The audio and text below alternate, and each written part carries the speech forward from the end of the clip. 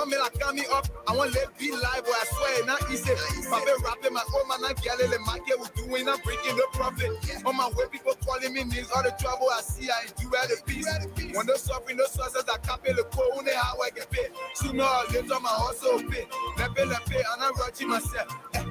Keep it cool, everything have a CC. Too much rushing, I probably chasing. One day, only one day. I feel it cool. One day, I know my hustle gonna pay one day. Any mess they're gonna see my face. Me pa I know I'm not rushing it. One day, success gonna come my way. I know my hustle gonna pay one day. Any mess they're gonna see my face. Me pa I know I'm not rushing it. One day, success gonna come my way. Yeah. My mama was so worried. My papa was so worried. My friend was your money. Any mess that will come on that miss. You're gonna be. So I on my way. I on my way. I on my way. I on my way. I on my way. I on my way. I on my way. I on my way. I on my way. I on my way. I on my way. I on my way. I on my way. I on my way. I on my way. I on my way. I'm on my way to this place and I'm looking for money. Looking for money, oh. Looking for money. I want me mama happy. Want me papa happy.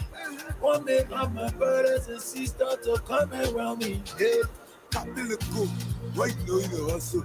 Why saying the book by the Genesis? Shall come to power, why I feel never be working on Wednesday. In my love for the ma, all in the dark, all in the reek, all in the sun. My mama was so worried. No for air. My papa was so worried. My friend was your money. Any mess that will come on that miss. You're gonna be.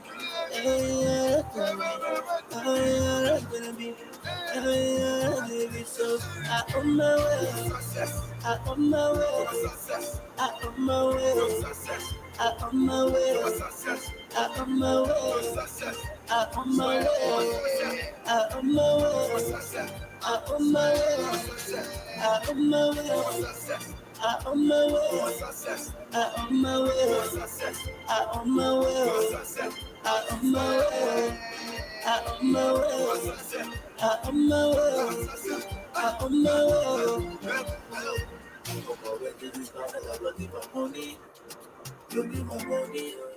Amando, you are a famous star.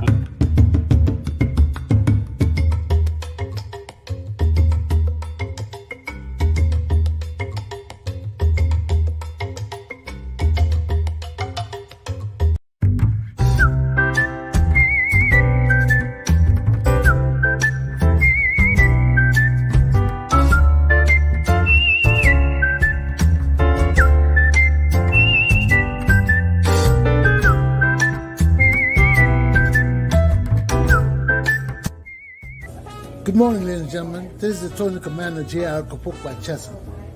This morning, I'm in Seacom on Thornton Avenue at Sarcastic Sweets. I'm here with the proprietor. Ma'am, could you introduce yourself to us and tell us how long you've been here? So, my name is Nina Reed. I'm from Anchorage, Alaska, but I've had the store here in I had it based in Rhode Island for 10 years, where I had my food truck, and this is our first year in Seacom, Massachusetts. So we've been here for a full year as of August 19th. So tell us about Sarcastic Sweets. So, what to tell you about Sarcastic Sweets? We started out as a food truck. We do custom orders, cakes, weddings, pickups, deliveries, birthday parties, colleges, fundraisers, churches, very important to me. We do all of those types of events, but then we were finally able to get a store through a lot of savings and fundraising and things like that here in Seacom, Massachusetts. So we still service Rhode Island quite a bit, but we also service a lot of Massachusetts, and we have the bakery portion, which is Sarcastic Sweets, and the Alaska Treehouse portion of things, which is the breakfast, lunch, smoothies, cafe portion of things. So you can come in and do your work like an internet cafe, or you can have breakfast with your family, or lunch. We do breakfast all day, because in Alaska you can have breakfast any time of the day. Any time of the day could be breakfast. Pastries, movie, special orders. This is fantastic.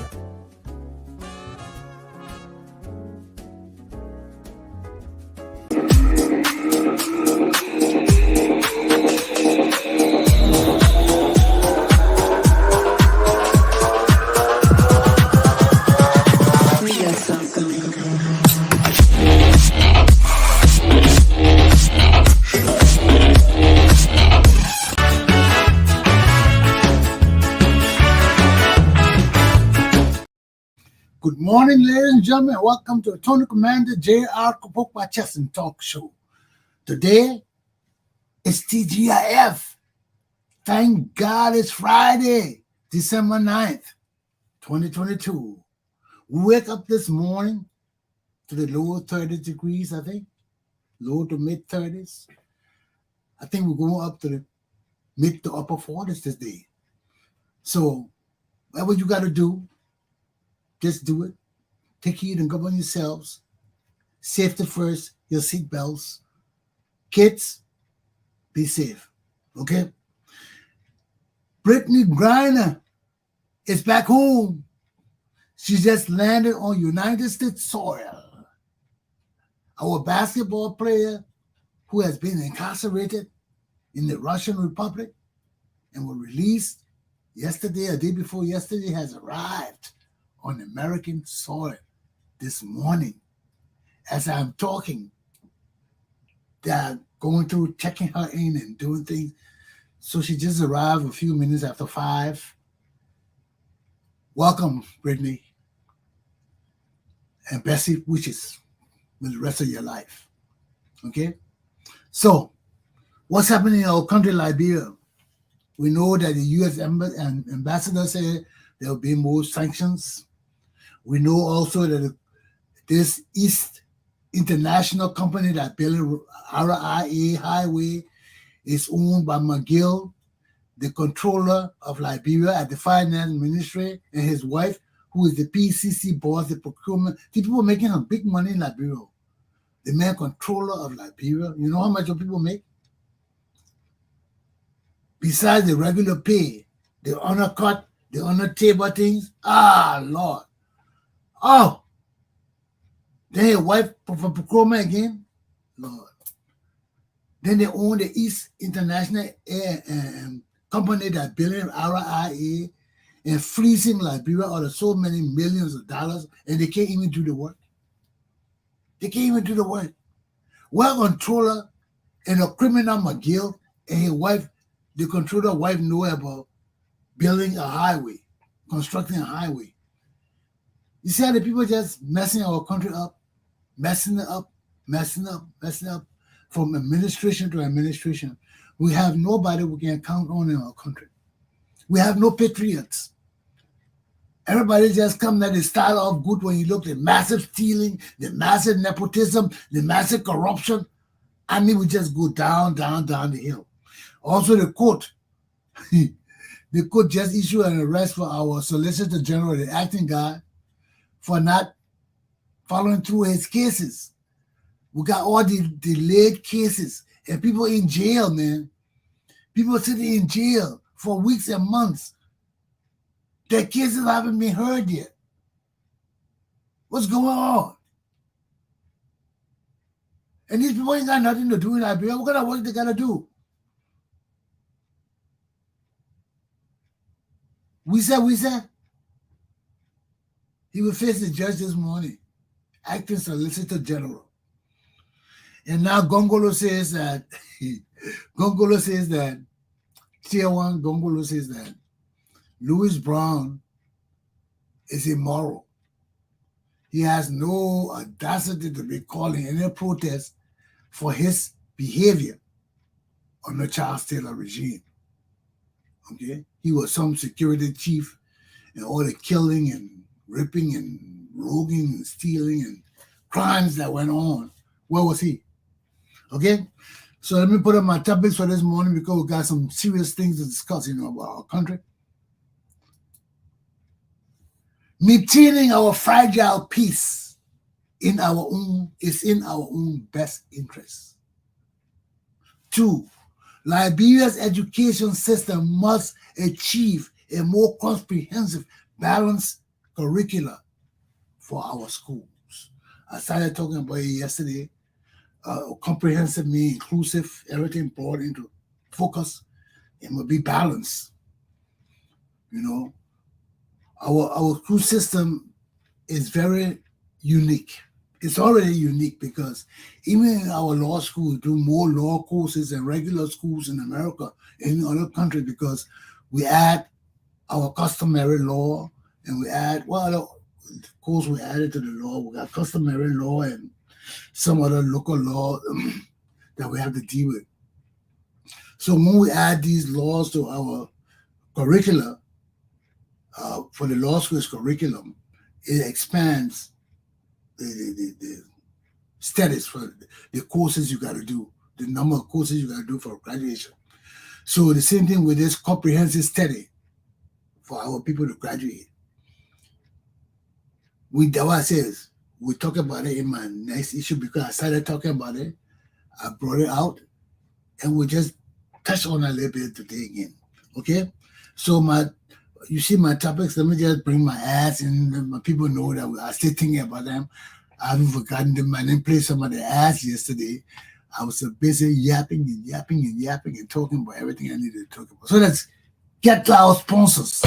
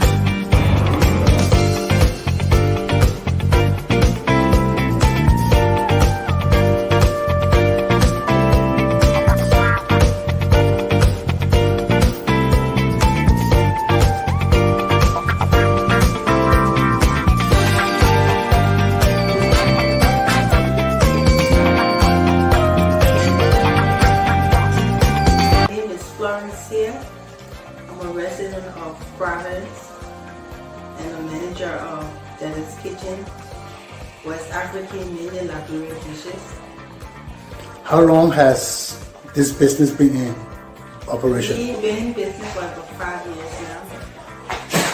How has the cooperation of the community been? It's been pretty much supportive, not just Africans, but also our brothers and sisters of the African American community also been supportive, as well as other African and even other nationalities. So far, so good. We've been having a lot of support from different ethnic groups and different nationalities.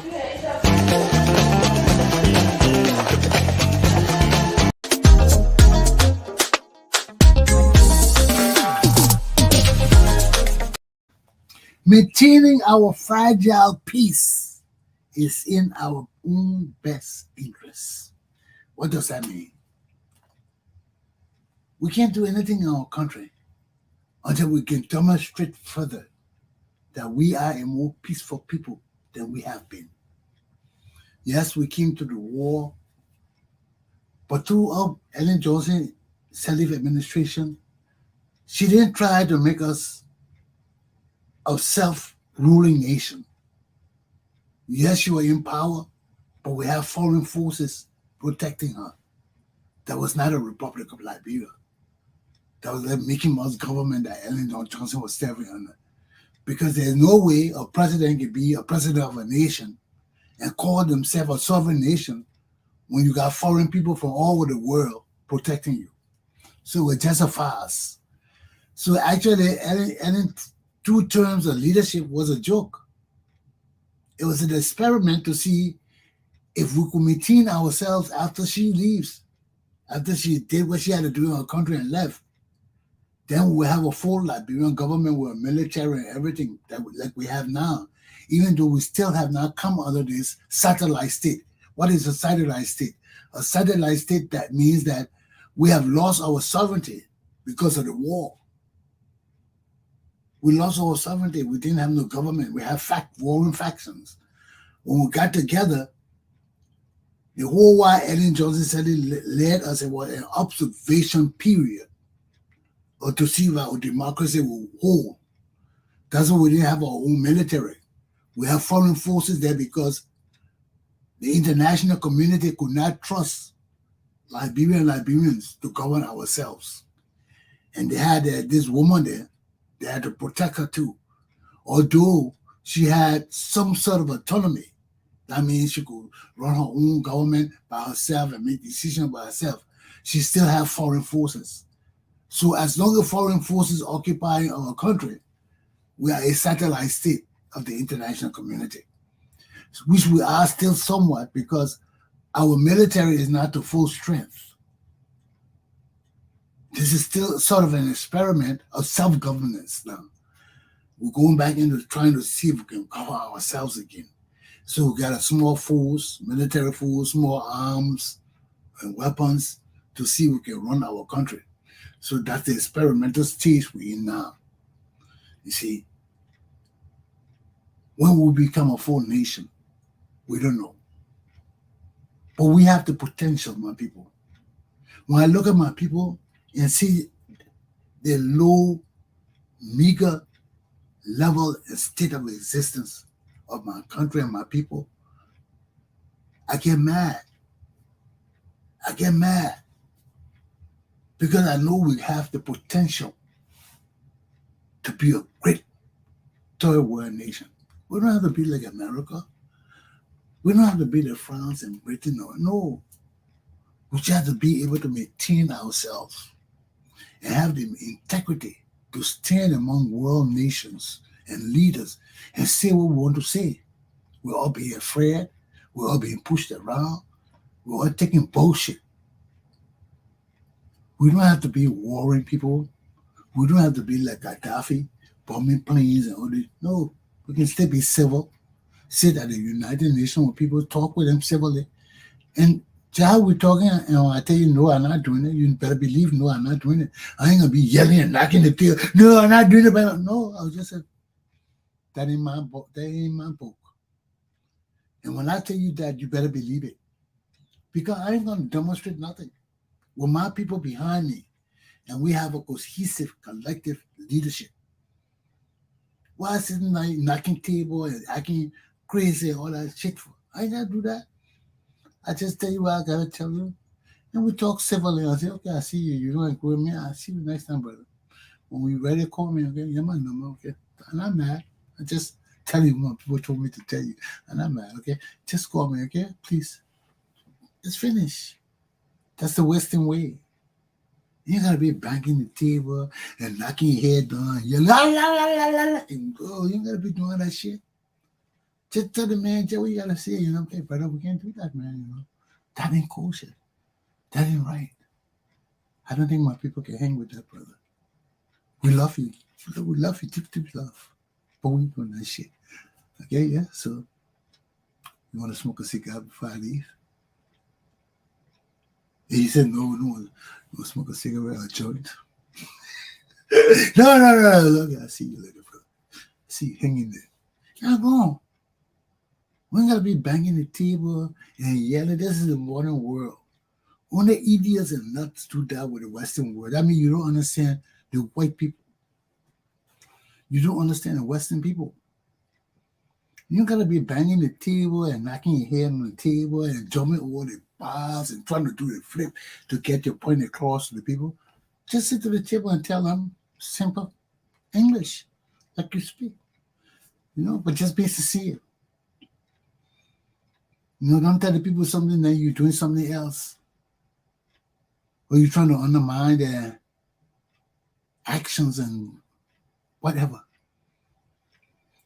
It's the same in our country, man. We've been through too much in such a short time. 40 years is short. It's not even half a century. It's going there, but it's not there yet. It's 10 years short of a half a century. So 40 years of fighting and killing each other, for some of us it's long because we lived through it. We've been through the difficulty. We've seen the pain and the sufferings and the hardship and deaths in our people, in our country, all that. So it make us grieve, it make us frustrated, it make us act all kind of way. But 40 years, not that long. 200 years of, it's not that long. I said, you mean, because just think about it. From 1847, on the Tottenham time, there was no real Liberia. Liberia was just coming into itself. Liberia already came into itself under Tottenham. You see, we're coming into ourselves under Barclay and other people, but under Tottenham, that one we really consolidated our nation. We brought our people together. We consolidated, because our 30 years almost, Tottenham had enough time to do that. And he had some smart people with him too. So that we brought our country together, we consolidated everything. The missteps, the greed, and all that were there, but he was successful enough for us to realize all these things under Tottenham. Our country didn't come together to this on a Barclay. We just coming together under Tottenham and Talbot. That's why our unification and integration is new. It's young to us. That's why we're still fighting and doing all this stupid. Every country been through it. America went through it. That's why I was telling Gabriel Tucker, when he wrote and was talking about the boost schools and all of that, and how we need to move, advance further, faster. Yes, we do. But we can't do it faster than God tell us to do it. America didn't do it faster than God told them to do it. But you see, America was blessed because America didn't belong to the white people. The Indians didn't really care about the land. The land was theirs, but they didn't really care about it. The only reason why the Indians in America started fighting the white people was because their concept of land ownership was different than the Indians. To the Indians, like Africans, nobody can own the land. The land is for God. You come, you use what you want to use, you finish, you move on, somebody else take it over. But you can't say, this is for my family, we keep it for perpetuity. That means forever. That's what our law is. That's what the white man law is. When you own land, when you buy land, you buy it for you and your heirs for perpetuity, forever. The Indians didn't believe in that. Africans don't believe in that. The land is there as long as you can use it, you use it. When you tire it, you move on, let somebody else come and take it. You die, your relatives don't have no real inheritance right to it, except they can maintain it. If they can maintain it, the chiefs will give it to them. So there were always systems in our society. We didn't just come from nowhere and just started our society and leadership and governance and all these things. So our country is new, man. This whole idea of our unification and integration came from Tottenham. In spite of the fact that we're independent way before Tottenham, almost a century before Tottenham. It was under Tottenham that we really consolidated our country. That Tottenham were able to bring our indigenous people into the civilized area, and were able to intermingle. Because before Tottenham, there were no real intermingling between our people. Our people were separated. But when Tottenham then got there in his 29 years, he really did a lot. Tottenham did a lot in 29 years when you think about it, because many of the things we experience on Tottenham, we never experienced it before. So Tottenham was innovative, man, and he did a lot of things, but the corruption thing spoiled us too, man, because to keep yourself in power, he had to do those things, make us corrupt, share the money, have people steal, bite and blow, you catch the people, you beat them a little bit, you free them, get them position again. Because firstly, During Tottenham time, Tottenham was just an 8th grader. Our educational standards for people in our country were not high. We didn't have that many people with PhDs and masters. Or most people we have were people with bachelor's degrees and BS degrees. But many of our people didn't have master degrees. So we had a limited sector of educated people that could run our government. That's why we keep doing the same thing, recycling people. And we can't continue to do it today. Because we got an array of educated people among us. We got so many educated people. But we just gotta be honest. We gotta vet them good. Because everybody can't come into our country with the intention of enriching themselves. That's the old system, that Tottenham system. He did it to survive. That's why when I talk with his grandson, Gabriel Tucker, I try to impress on Gabriel. Those are things of the past. Nobody's going to wish hunt people for that. But that's part of our history. And we have to understand that part of our history well so it doesn't be repeated. We cannot have no president serving in our country for 30 years. We can't. That happened once in our history. It can't happen no more. We as a people must understand that as a democratic nation, our presidents cannot last more than 2 terms. No president in our nation might ever try to excel beyond his 2 terms or exceed or try to get a 3rd term. No. It's not in our best interest. Any leader that does that destroys our democracy, destroys our system of check and balance, destroy the real men in our country. Why? Because the real men in our country will not stand for the president, any president, to violate our constitution to serve 3 terms. No.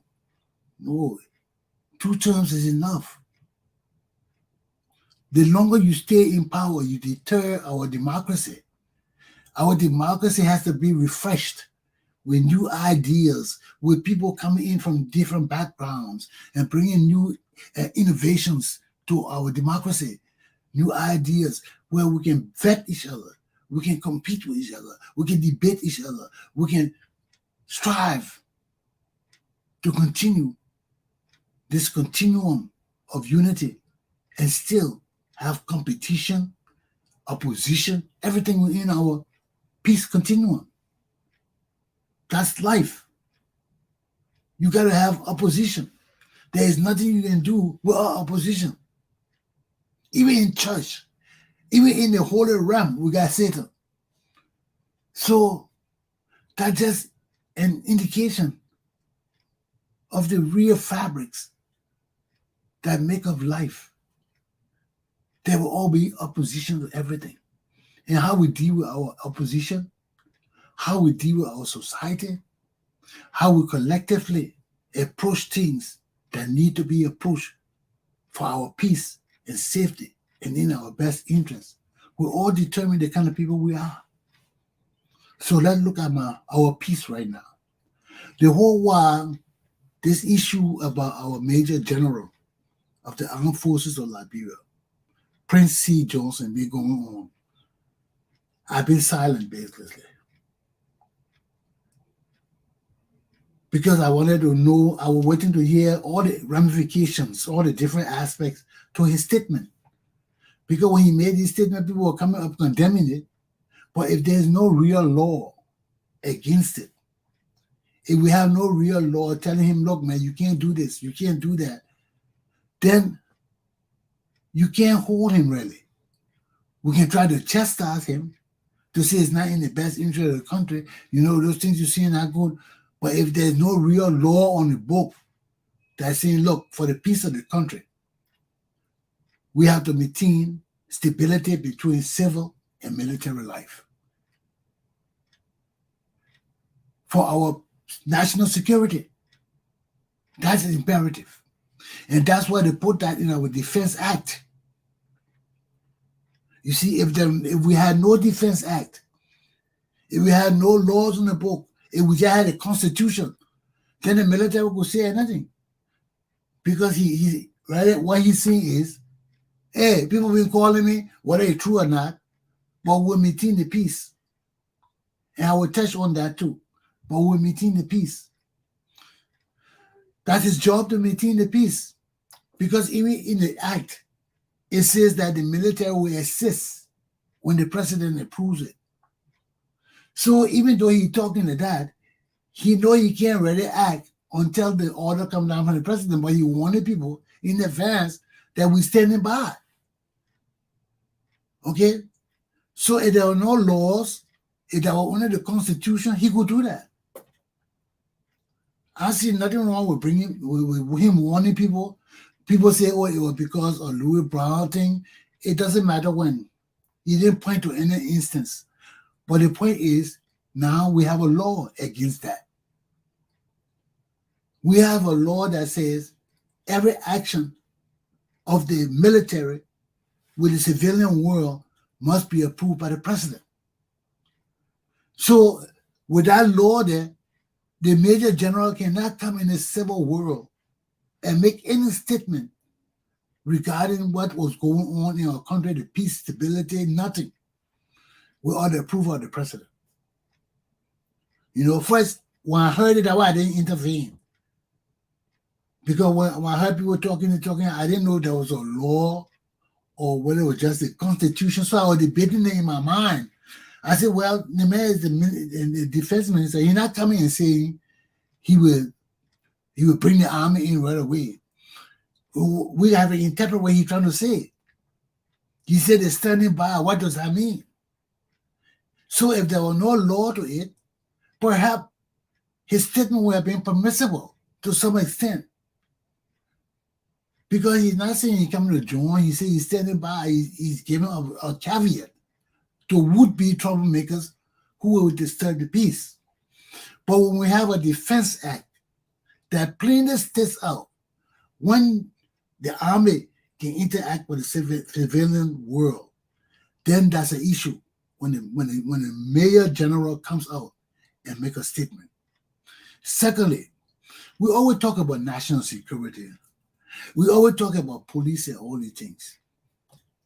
Now, if I was a police director in Liberia, I would want to call the chief of staff on the red carpet to explain to us who are these people that he said texting him.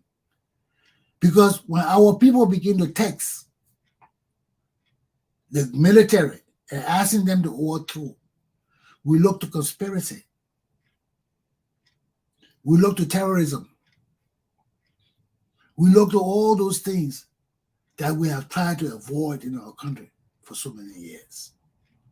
So that's why when our country change and we get people who respect law and order and people who are patriots of our nation, things will change. Because as we are now, there can be no fairness in our country. There can be no real rule of law applicable in our country as long as our country remains wholly and solely under the executive, the legislative branch, and these people have control over every sector of our community. Now, for our country to grow and improve, certain things got to be autonomous in our country. Justice ministry got to be autonomous. That means people got to elect our justice minister. We're not just appoint justice minister. You got to elect him. It has nothing to do with party. It has nothing to do with individuality. It has to do with who the people trust to be our chief lawyer and security head for the civilian world that we live in. That's the justice minister job. And if the justice minister is always subject to the will and pleasure of the president, justice will always be compromised. We can't say there should be no collaboration or cooperation between the Justice Ministry and the President. There must be for our country to exist.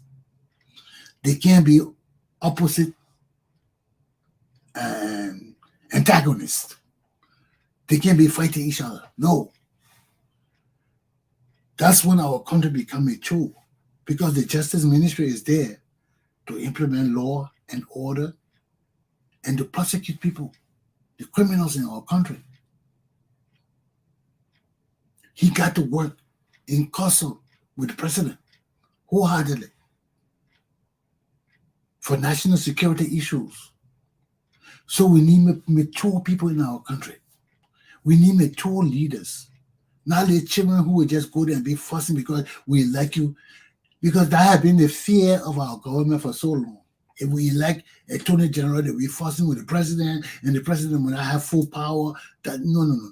We can't do that in our country, because we want to ensure that our people receive justice, blind justice, under the rule of law. And all the time, if the president continues to appoint people, the blame right now for the thing that go on in the country falls on the executive, because the executive appoints the justice minister. And if the justice minister fails to secure our nation and prosecute would-be criminals and terrorists and all of that, he was responsible.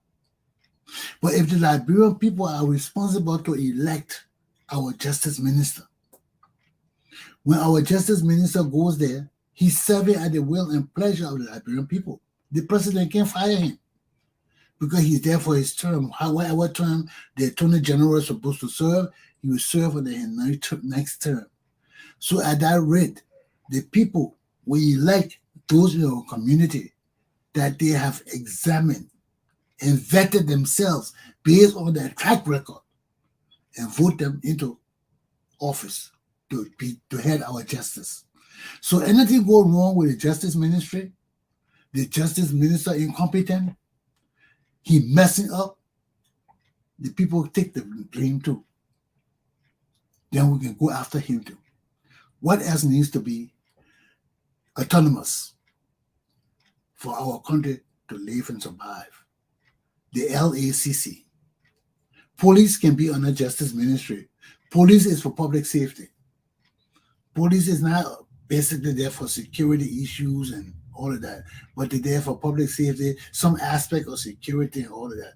That's their job. Public safety, maintaining the peace in public, and catching criminals in the public, and all of that. That's their major job. The LACC need to be autonomous, because that's the bureau that will ensure that when we prosecute these people, when we catch these people, nobody will intervene in tampering with the records and things like that. The LACC will catch them, file their records, and prosecute them themselves. Okay? They can file the case and the Justice Ministry prosecute them, but the Justice Ministry will only get the evidence that the LACC will present to them, and they will follow through with the case and prosecute the people that they present to them for prosecution. And they must do it. It will be mandatory that when the LACC say prosecute these people, the Justice Minister will get off his ass and prosecute them. There will be no question about it. Okay? So that will be that connection. So the LACC wouldn't have to get their own lawyers or anything, but they would just be independent to the point where they would have the authority to tell the Justice Ministry, these are the people you must prosecute, and this is the evidence. And all the Justice Ministry has to do is to review the evidence to make sure that it's comparative and competitive with the crime that the people have committed, and it will assure that the government win the case. But the government cannot delay nor refuse to prosecute cases if they are genuine. But if the government reviews it and finds discrepancy in it, they and the LACC can work it out with their lawyers, because the LACC will have their own lawyers too. just the Justice Ministry, because no police agency can really present an autonomous report for prosecution until they have their own team of lawyers that will deal with the collecting of evidence, how the police collect the evidence, whether the evidence is genuine or not, to present to the Justice Ministry. So they will review all that evidence. So the Justice Ministry will not have the extra duty of really going pin and needle through every evidence. They will just review it for legal competence. If we prosecute this case, is there an 85 or 95% chance that the government will win? They can argue that together and come to a conclusion, and the government lawyers will go on and prosecute it. The LACC lawyers are not there to prosecute. They're there to gather evidence and authenticate that the evidence is genuine for prosecution and forward it to the Justice Ministry to second review the evidence, and they negotiate and decide, yes, this evidence is ready, we take it forward, and the Justice Ministry prosecutes it. So this is the aspect of autonomy we need in our country for just what they were doing before when they tried to change the law, because things were going the way it's supposed to go. When people corrupt, we don't go to the Senate and other people. No. That's the LACC and the Justice Ministry to prosecute the people. You can be minister, you can be vice president, you can be even president or chief. They can come in you and investigate you. And you can't say nothing about it. You saw what they did to Paron in Israel. They investigated him for receiving bribes and gifts. He didn't report, and he was forced to resign. That's the same thing. If the president does things against the law, the LACC comes after him. Now the same thing with Prince Johnson. When Prince Johnson made those statements about receiving text messages from someone, before he woke up tomorrow morning, 2 LACC people would be there. But you see, the LACC cannot do that kind of work. So there was a third bureau I was about to suggest we have, an anti-terrorism unit or branch that would deal strictly with terrorism, coup d'etat, anything that has to do with overthrowing our government, with destabilizing our country. The police will not handle it. The anti-terrorist unit will handle it. They will deal with all that kind of stuff. LACC will deal with corruption and strengthening our government. The police will deal with public safety and maintaining safety within the city. That's their job. And on the highways and all of that. So their job into detective work will be somewhat limited. They will have their own CID and all of that, but that will be for local things like local crimes and things like that. Yes, they will handle the peace in the country. So the LAC will just be there for government officials and corruption. They will investigate every aspect of corruption. The anti-terrorist unit will deal with coup d'etat, overthrowing the government, anything that has to do with destabilizing our country. So we have to get these autonomous bureau going, man, because we need stability in our country. So we can expand this discussion during my next class. I want to get into my second topic now. So let's take a short break, and I'm even going to ads. Let's take a short break. Yes, I should do another librarian ad. Let me do my other librarian ad, and I'll be right back.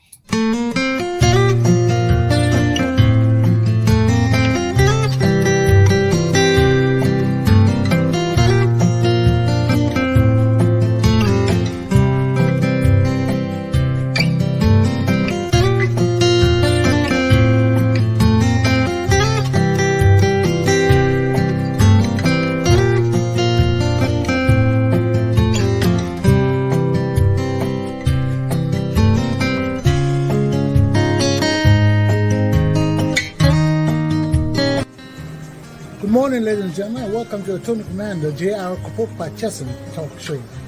Today, I'm at Kebe's African restaurant on the other side of Providence.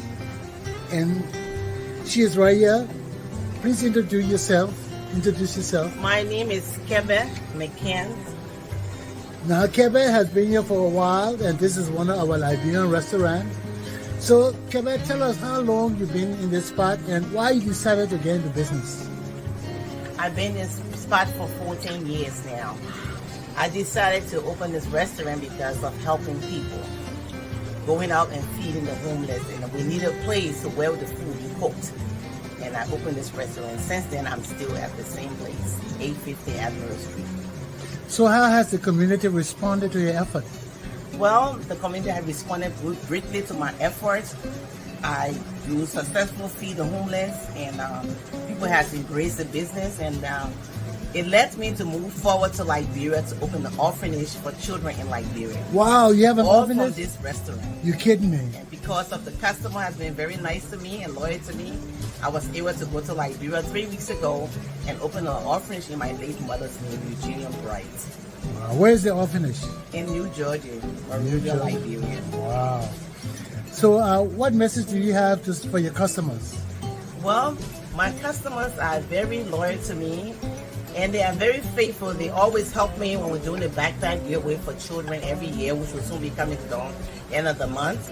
And then we give the food away, the turkey and chicken in November. And because of the customer, all the tips they leave and all the encouragement help me to promote this business and do what I'm doing moving forward. So I love my customers, I love my neighbors, and I love everybody in general. We thank you very much for your efforts. Thank you, and God bless you too. Thank you too. Let the people see the delicious food you're fixing there. Okay, go ahead. Okay, thank you.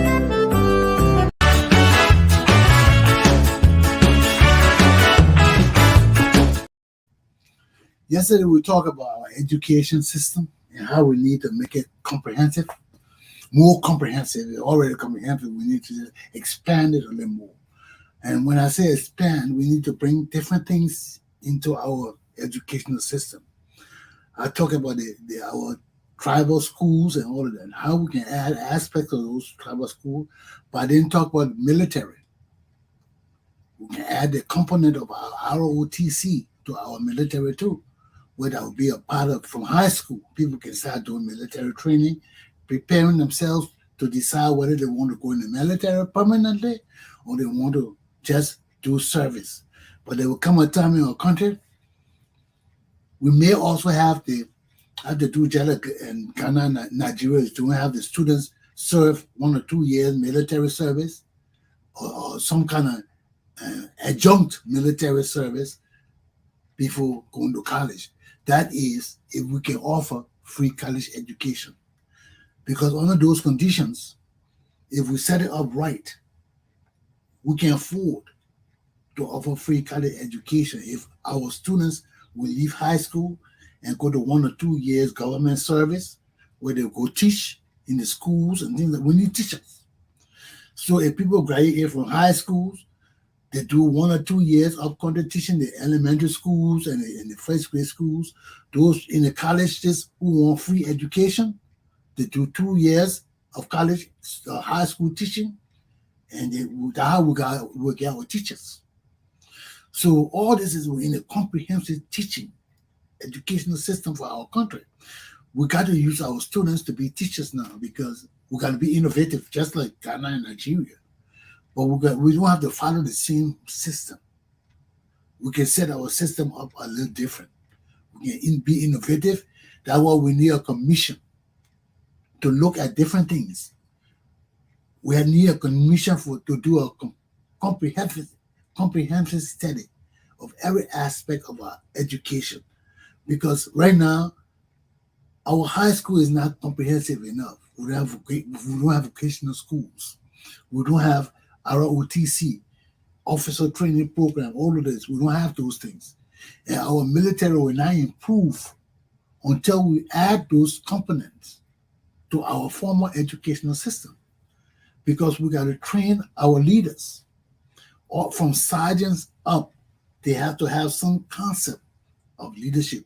So even if people join the ROTC and they don't complete, or they don't want to go to officer school, or they don't qualify to go to officer training school, and they still want to join the army, Those are people qualified enough to be sergeant, master sergeant, buck sergeant, all these sergeants. Those are the people that rather run the army, the sergeants. So if we have partly educated sergeants coming out of high school, if they want to go to college and they want to go to the military, they like the military, they got high school diploma. So they're not going to start as buck private. No. Everybody with high school diploma and so now will start off with private second class. Private first class will be for people who never went to school. Who drop out of high school and never went to school, those will be our buck privates. But once you get a high school diploma and you join the army, you'll be sergeant second class. Private second class. You're up ready to move up now to sergeant or corporal. You see, you one level on a corporal, you started with a decent pay. Because our privates, right there, we got to change our pay system for our military and police. We got to set a minimum wage. So just like we do in America, we got to say, look, all government employees, all people working in our country will be paid no more than $3 a day. Because we can't do the hourly wage because our economy will not permit that kind of expense for businesses just coming up in a third world country. Will be too extravagant for us. So we start with daily rates. We get $3 a day or $2 a day. You will be able to estimate your pay in hours and minutes and everything that we do in America here. We set that system up. Because when the people know their money, they know how much they're getting, they know how much they're making, they'll be more encouraged to work. Especially our people who are working and wage earners. They will work more. People doing overtime, the military, the police, those are people that enjoy the overtime status. So if you know how much you're making and you can work overtime, because it will come a time we need people to do. We need more police, more military will become more professional. That's why we'll be checking on people. We'll be saving our country money. People not just stealing. You see, when everybody's stealing our country money, the things we want to do, we can't do it. All of us can't benefit. How we set up these kind of programs to benefit everybody if we want to increase the minimum wage. Right now, everybody making 25 cents a day.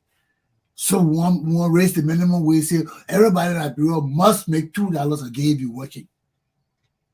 For us to do that, and for the government to be able to sustain, because we're the largest employer now, until we reach the stage where we can cut our employees down and let them go in the private sector, that means the government got to be able to provide the means for the citizens that will release from government to go on their own in the private sector. We got to provide them a helping hand to start their own businesses. That's why all this money we're getting, we're setting up these programs for people to do loans and things to cut the government short. There are more people working for the government will get higher pay. When you graduate from college, you will be able to say, well, you graduate from college, you will make like $10 an hour. Everybody graduate from college make $10 an hour. So if we can estimate that, that means that we have our economy under control. We have the stealing, that's the main thing. When we can cut the stealing from our country and minimize it, where our security forces will be paid good enough money, they will have health care. Your family, when you join the police, you join the military, you got 100% or 80% health care or 90% health care. Anything happen to your children, just go to the hospital and say, they will show their ID card that they are dependents of the military. Once they show that, you get 100%, 80% medical care. Anything else we just deduct from your pay. If you got to pay a co-pay, that means the government, if the treatment is 100% for your medical treatment, the government will pay 70% of the treatment and you will pay the balance 30%. That is called co-pay. But the government will pay the bulk. So that will increase our medical system. That will increase our mailing system. Now look at our country. We have no real mailing system. What we have to do? We got to set up our communities right now because we can't number the houses right now. It's difficult right now. People living everywhere. Until we fix our communities, we'll not be able to number houses. We'll not be able to identify certain person's houses and things like that. So what we need to do now, we need to be innovative. When we organize our communities and have community leaders and things like that, we'll put mailboxes in the center of the town. And people got to buy those mailboxes. They'll be secured. They'll be on a pole, big pole. And all the mailboxes will be around there. When we have 100 to 200 mailboxes around, the small mailboxes. And everybody, the mailman will come to those boxes every day, and every mail he sees, he'll put it in the number of those boxes. So every community in New Kuta will have a pool with their mailbox. West Point will have a pool with their mailbox. Slip will have that pool. So everybody who goes to the post office and buy a mailbox, the mailbox will be maybe $1 for a mailbox every month. If you pay your $1 and get your mailbox, you will have a key or a code to open your mailbox. Nobody else would know that code. Once you pay, you get that code, you got your mailbox. You can tell people, oh, say West Point, box number 6. New Kuta, box number 8.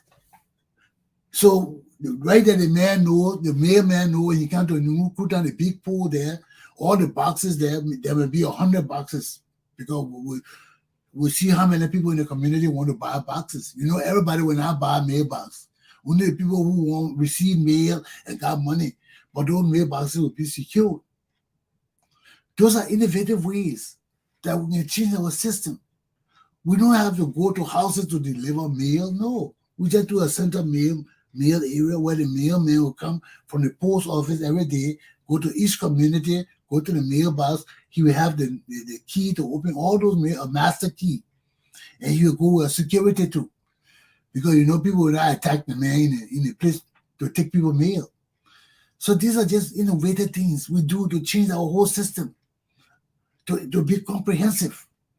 To look at our education system, to look at our communities, to look at how we can still live like civilized people in third world nations. We can do that.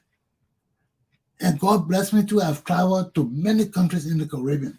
You wouldn't believe it. I've traveled I go in the communities to see how these people are living, to see how their community existing. And I sit and talk with them. You'll watch some of my shows. Go back and watch some of my shows when we travel to the Caribbean and all those places. Because that's to bring it back home to you. All over America too. There are many places in America that not connected to government really. That people doing their only thing. That their only system goes. Maybe they get some system help from the city or things like that. But not really the government helping them. And they're prospering. They're making good money. They're benefiting. And those are the things we all can bring in our country to learn. But we got to sit down and understand how we're going to do these things. How we're going to... Oh, yes. Thank you. I just read that tomorrow is my baking school graduation. Dr. Glenn S. Prescott School is graduating tomorrow. This is very important. Thank you, Roland. I appreciate it. My people, the first class of the Friends of Rodney Chesson on the Brutal Bruin Refugee Camp is having their first graduation tomorrow. I think we're graduating close to 37 students, and all of them receiving certificates. They can bake, and they go out on their own. They have already, some of them have already started baking. So hats off to my class. Tomorrow will be a special day for y'all too. I know you'll be in your graduation thing, but I'll be talking about it. And on Monday, maybe we'll get the video, and you all will see the video of our graduation. My 1 hour is done. Time for me to go. I see you all, my people, tomorrow. We'll talk about what we got to talk about tomorrow. And happy graduation, Friends of Rodney Chesson, Dr. Prescott, Glenn S. Prescott, Community Self-Help Baking School. Blessings to all of you. Have a good day.